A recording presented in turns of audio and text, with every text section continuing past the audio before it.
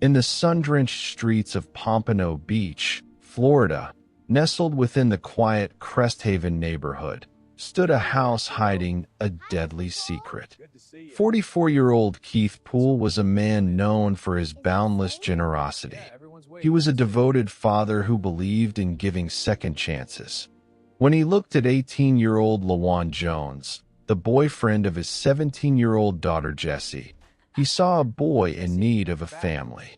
Keith opened his doors, giving LaJuan a roof, warm meals, and unconditional love. But as the thick Florida heat beat down on their home, a cold darkness was quietly festering within the teenager. The very man who offered LaJuan a sanctuary had no idea he was nurturing a predator.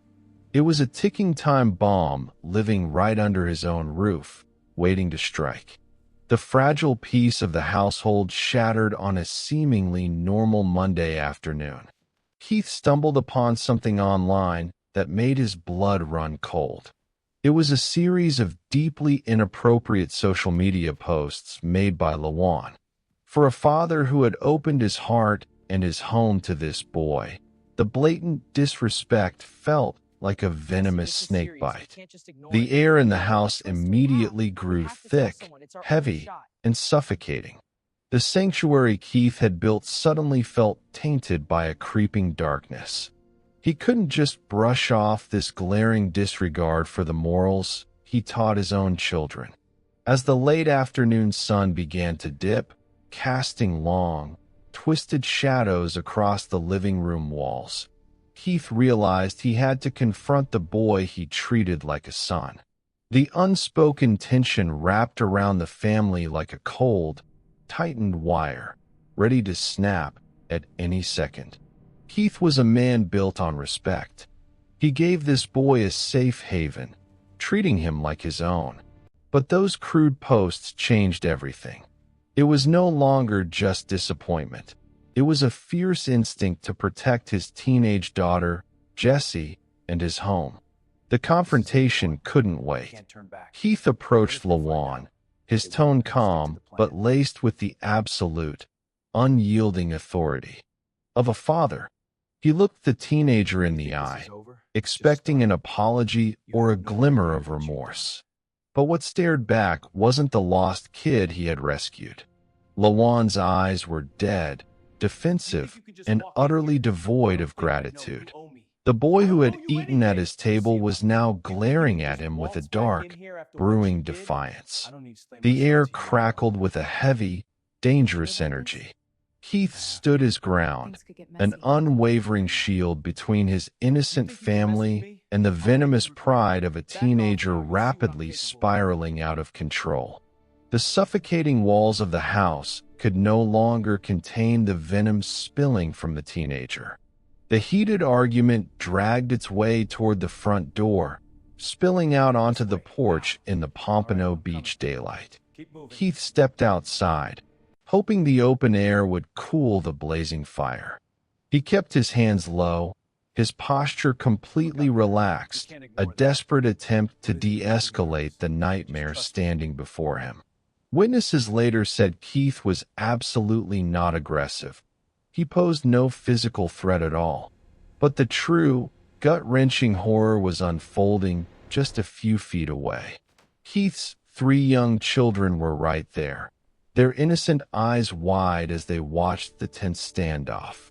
They had no idea that the sanctuary of their own front yard was about to become a permanent waking nightmare.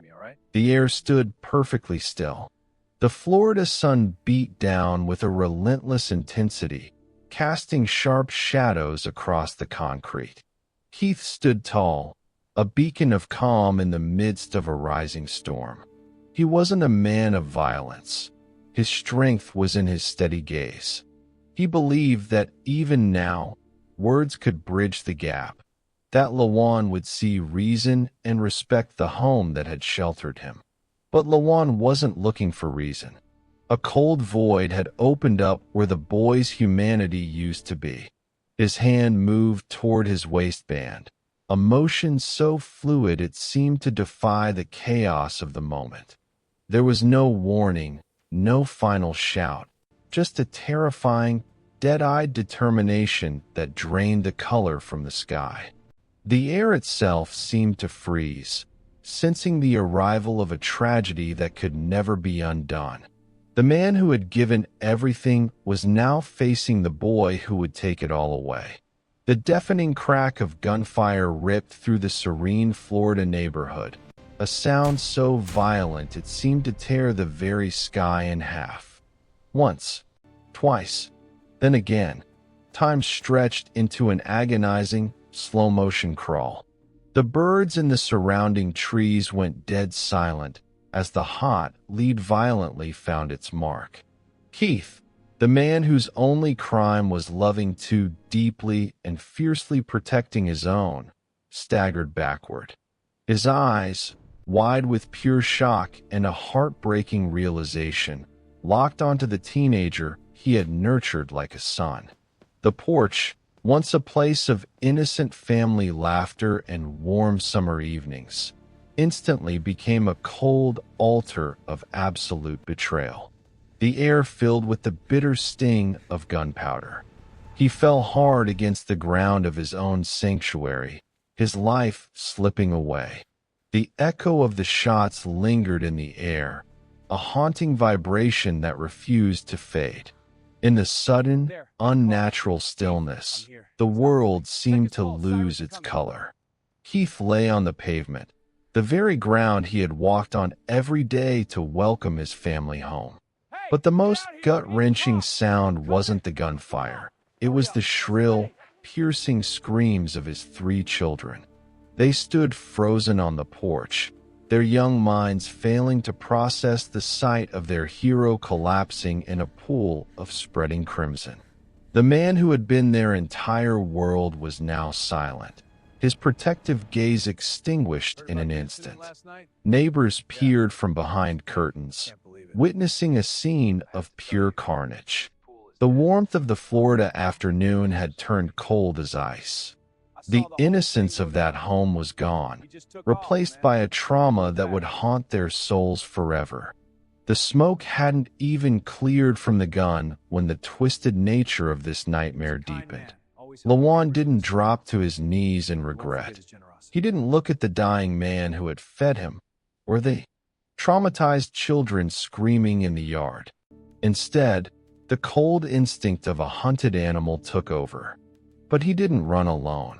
In a move that shatters the mind, he took Jessie, the teenage daughter of the man bleeding out on the pavement, the girl whose father just took his last breath trying to protect her. She fled into the suffocating Florida humidity with the very monster who had just executed her dad.